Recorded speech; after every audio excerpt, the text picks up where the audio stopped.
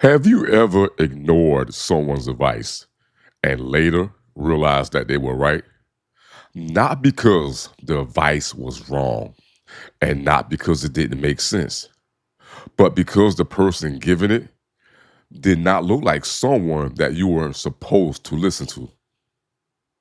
Maybe they were younger than you. Maybe they didn't have the credentials or the title or the reputation. Maybe the authority that you expected. So you dismissed it. You tuned it out. You told yourself that cannot be the answer. But what if the problem wasn't the advice? What if the problem was the packaging? What if the wisdom that you needed most showed up wearing the wrong clothes? Two men, two moments, same mistake. Welcome to Articulated Illustration, where we see things from unusual angles. I'm your host, Dwane Richardson Sr. This podcast is sponsored by me. And if you want to invest in purpose, let's make it happen. Today, we're going to two very different places: a swamp on a fictional planet named Dagobah, and an ancient river in the Middle East called the Jordan. Two stories, thousands of years apart. Same mistake. Now let's get into it. Word of the day: packaging. Packaging is how something is presented, its appearance, its delivery, and sometimes we judge value based on how something arrives, which means we can miss wisdom, not because it wasn't there, but because we didn't respect how it showed up. In the movie The Empire Strikes Back, Luke Skywalker crash lands. He's desperate, under pressure, and running out of time. He needs a master. He needs help. He needs answers. And instead, a small green creature shows up, eating his food, going through his supplies, acting like an inconvenience. And Luke dismisses him, talks around him, gets irritated, because in his mind, this does not look like a master. But what Luke does not realize is that the creature is Yoda, the great Jedi master. And here's the part people miss: Yoda knew exactly who Luke was. This was a test. Every eye roll, every impatient sigh, every dismissive tone, Luke was being evaluated. From the moment he arrived, he just didn't know that the test had already started. Here's the real question: why did Luke reject Yoda so fast? It wasn't logic, it was what we call expectation bias. Expectation bias is what happens when your mind creates a picture of how something is supposed to look before you ever experience it. And once that picture is set, your brain starts filtering everything through it, accepting what matches, rejecting what doesn't. So Luke already had an image. A Jedi Master should look powerful, commanding, impressive. And when Yoda did not match that image, Luke didn't question the image. He questioned Yoda. And that's the danger.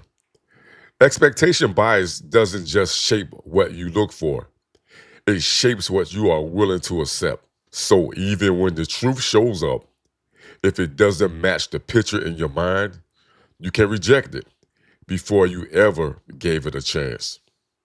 And the scary part is, once your mind decides something doesn't fit, it stops looking for value altogether. Now, let's go somewhere else. A man named Naaman, powerful, respected, a commander, and dying. Today, we call it Hansen's disease, but back in those days, it was called leprosy. Leprosy is a condition that damages the nerves. It takes away the ability to feel pain, and over time, it destroys the body without warning. But in Naaman's time, it also destroyed your identity, your place in society, your connection to people. Elisha was a prophet in Israel, a man known for speaking on behalf of God and performing miracles that people could not explain. He wasn't a king, he wasn't a military leader, but he carried authority that didn't come from a title, it came from God. And the message that could heal him comes from a servant girl. Now, he goes expecting something big, something dramatic, something worthy of his status. Instead, he gets one instruction: go wash in the Jordan River 7 times. And he's offended because it doesn't look important enough. And he almost walks away from the very thing that could save him. Luke, Naaman, same mindset. I have a serious problem. So the solution should look serious. Clark Kent gets ignored. Superman gets attention. Same man, different packaging. And sometimes we don't reject the truth. We reject the packaging that it came in. Sometimes it's not about the message. It's about who the message came from. Sometimes people don't respect your opinion, not because you're wrong, but because of who you are to them.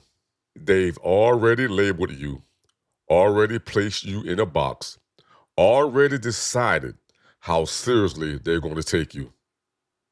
So even when you speak truth, it gets filtered. If he asked you to do something great, you would have done it. Sometimes we don't reject solutions because they're difficult. We reject them because they're simple. And maybe the package wasn't wrong. Maybe your mindset was not ready to recognize it. Tragedy is not help did not come.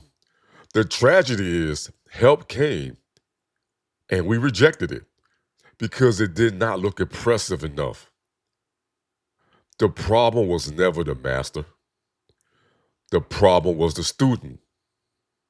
Well, that's it for today's episode. And as usual, I hope it has helped somebody. And if it has, like, share, and give it to somebody who may need to hear it. And remember to do what's absolutely necessary every day. And keep illustrating your life. And keep the pen in your hand. Why? Because it's your dreams, your visions, your goals. Until the next time, I'll catch you later.